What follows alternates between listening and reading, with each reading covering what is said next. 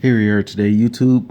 This is part 3 of the Verizon S8 Plus that we were working on that had the 2 blocks on it, in which we're going to go ahead and we're going to, as you can see, it still shows, under contract, in which we're going to just make a whole new swap up page.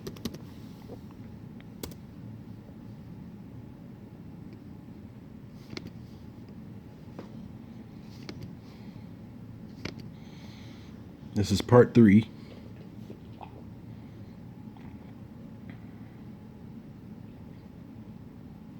Believe it or not, we got this done very, very fast. As you can see, this device does not appear to be globally blacklisted.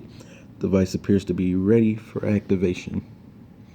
Same device, same Imei, just had to wait for Swappa to update their results right there.